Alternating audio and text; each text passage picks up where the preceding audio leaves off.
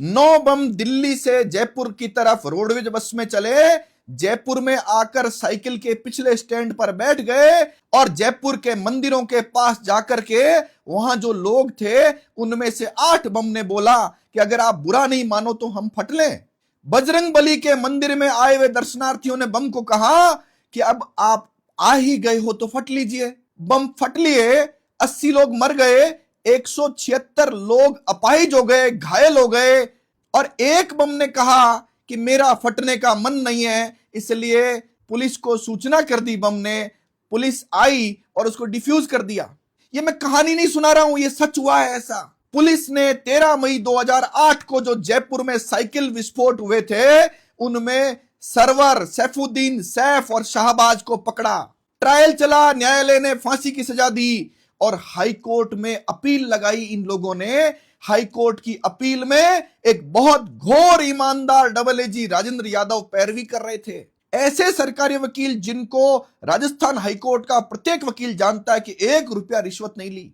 अगर वो पैरवी करते तो आतंकवादियों को फांसी पर लटकाना तय था। लेकिन तभी कुछ कैरेक्टर आते हैं, उनको लगता है कि हमारे कुछ मित्र नाराज हो जाएंगे तो वो एक षड्यंत्र रचते हैं। वो षड्यंत्र प्रत्येक राष्ट्रवादी तक पहुंचना जरूरी है।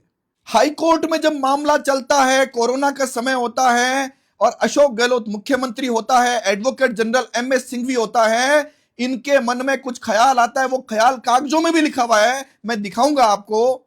इनकी मंशा होती है आतंकवादी छूट जाएं। ये कागजों में स्पष्ट दिख रहा है। ये क्या प्लान करते हैं इनको पता होता है। राजेंद्र यादव तो ऐसा नहीं मानेगा, उन आतंकवादियों के पक्ष में पैरवी डबल एजी होते हुए नहीं करेगा।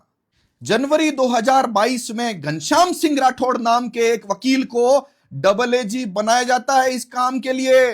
फरवरी 2022 में राजेंद्र यादव को दूसरे कामों में लगाया जाता है और घनश्याम सिंह राठौड़ को इस काम में लगाया जाता है।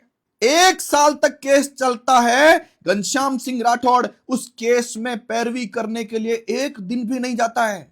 29 मार्च 2023 को हाई कोर्ट का फैसला आता है, उसमें लिखा जाता है सरकार ने पैरवी ही नहीं की, सरकार का इंटरेस्ट ही नहीं था। और उसके 2 दिन बाद 31 मार्च को राजेंद्र यादव को यह आरोप लगाते हुए हटा दिया जाता है कि इसने आतंकवादियों के खिलाफ ठीक ढंग से पैरवी नहीं की, जबकि कागज कहते हैं कि राजेंद्र यादव को 1 साल पहले ही हटा दिया गया था इस केस से। यह तथ्य मीडिया में नहीं छपे, ढंग से बात जनता को नहीं बताई गई। राजेंद्र यादव भी बदनामी के डर से डिप्रेशन में चले गए। लेकिन सत्य तो सत्य होता है, सत्य सामने आना चाहिए या नहीं, आप खुद तय करिए। अशोक गहलोत जिसने यह ऑर्डर किया, एमएस सिंघवी जिसके ऑर्डर पर साइन थे, और घनश्याम सिंह राठौड़ जिसको ऑर्डर तो थे लेकिन उसने पैरवी नहीं की, क्या इन तीनों की भूमिका पर एनआईए की जांच नहीं होनी चाहिए? क्या कौन कराएगा एनआईए की जांच?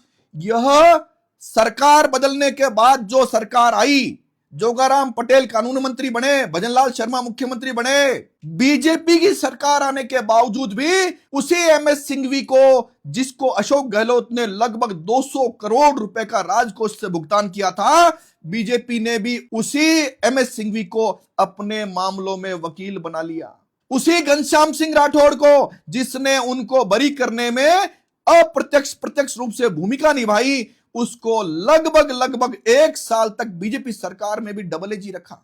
मैं और मेरे सहित भारत और भारत के बाहर रहने वाले प्रत्येक राष्ट्रवादी व्यक्ति से मैं सवाल करता हूं, क्या यह बात नरेंद्र मोदी तक, केंद्रीय गृह मंत्री अमित शाह तक और बीजेपी के राष्ट्रीय अध्यक्ष तक और प्रत्येक देशभक्त व्यक्ति तक, प्रत्येक राष्ट्रवादी व्यक्ति तक पहुंचनी चाहिए, नहीं पहुंचनी चाहिए? क्या यही राम राज्य है? कांग्रेस सरकार में भी मौज करो, करोड़ों रुपए कमाओ, और बीजेपी सरकार में भी मौज करो, करोड़ों रुपए कमाओ। कोई सुनने वाला नहीं है, कोई देखने वाला नहीं है। अरे काले कोट की बदनामी होते होते कहां तक लेके जाओगे? नए बच्चे जो वकालत में आ रहे हैं उनसे तो आप AIBE एग्जाम दिलाते हो, लेकिन क्या बार काउंसिल के लोगों को या जो सरकार में डबल एजी रहते हैं उनको भी एक बार ऐसा कोई एग्जाम दिलाओ जिनका चेक करो DNA, जिससे पता लगे कि यह देश की बात आई तो देश के साथ खड़े होंगे, चाहे कोई भी नेता कुछ कहे, चाहे कोई एडवोकेट जनरल कुछ कहे, चाहे कोई जज कुछ कहे। ऐसा मेरा मानना है। जय हिंद, जय भारत।